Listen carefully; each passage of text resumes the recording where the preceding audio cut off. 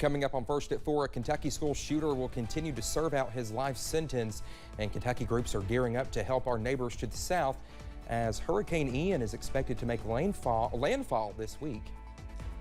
And if you enjoyed today weather-wise, and I have a great week on the way for you. The latest breakdown on that fall week coming up as First at 4 continues. Mountain News First at 4 continues. And good afternoon again. I'm Dakota Makris. The man convicted of Kentucky's first school shooting was told he would serve out the rest of his life sentence. Michael Carnell was up for parole 25 years after he shot and killed 3 people and injured 5 others at Heath High School in Paducah. Jim Stratman has been following this case and joins us now with more. Today, the decision was unanimous, 7-0, to deny Michael Carnell his chance at parole. Due to the seriousness of your crime involved a weapon, you had lives taken, and the seriousness, again, it is the decision of the parole board today to allow you to serve out the remainder of your sentence. Carnell is serving a life sentence for the first school shooting in Kentucky. He was convicted of killing 3 and wounding 5 in 1997 at Heath High School. Last week, during his first parole hearing, Carnell described the morning he opened fire after a prayer group had finished praying before class. I went and got the gun out of the backpack and I held it in front of me, and I don't remember firing the gun or how many times I fired it, but the next thing I remember is people laying on the ground, and there was another student, and he asked me what I was doing. He was approaching me as we were talking, and I seem to remember telling him to kill me.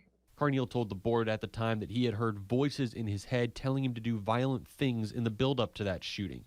I wasn't strong enough, or I wasn't thinking properly enough to evaluate what I was being told to do. He said during that hearing that different doctors diagnosed him with different mental illnesses and that he had spent years focusing on getting better. I haven't acted on them in years, decades, and that's a start. That argument wasn't good enough for the board, and they voted to revoke Carnell's opportunity for parole.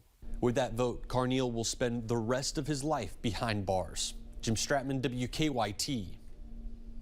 Well, had the board voted to let Carnell out on parole, he would have been the first school shooter in America to be granted parole.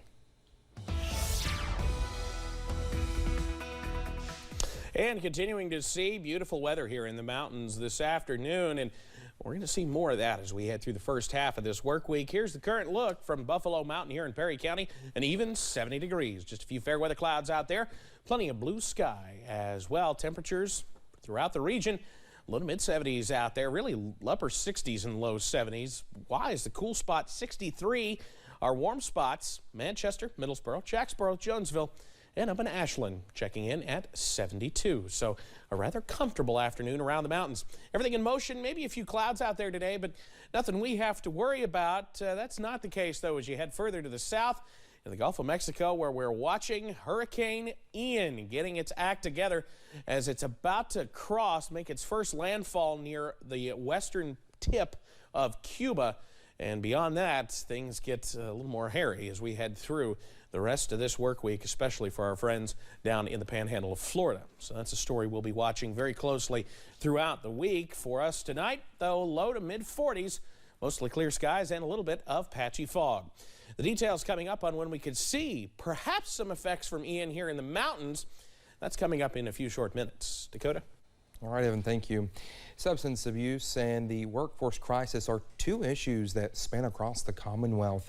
But one Kentucky organization is working to change that. Our Alyssa Williams attended the Kentucky Chamber's Kentucky Comeback Tour to learn more.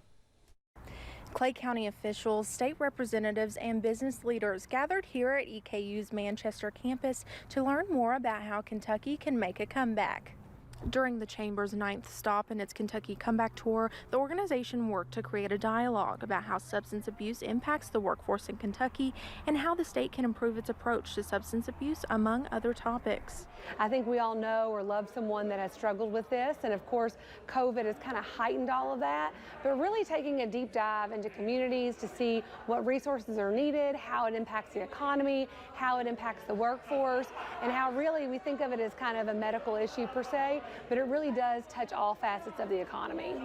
The chamber uses these stops to gauge different trends in these communities and learn how they can be of assistance in the fight against substance abuse so they can get Kentuckians back to work. In Manchester, Alyssa Williams, WYMT Mountain News. Over several months, the Kentucky Chamber has traveled across the state to continue these discussions with community representatives and business leaders. We'll have more on the Kentucky Comeback Tour when you join us tonight at 5:30. The GreatSchools.org College Success Awards were recently announced, with 43 of Kentucky's high schools gaining recognition, 11 of those right here in the mountains.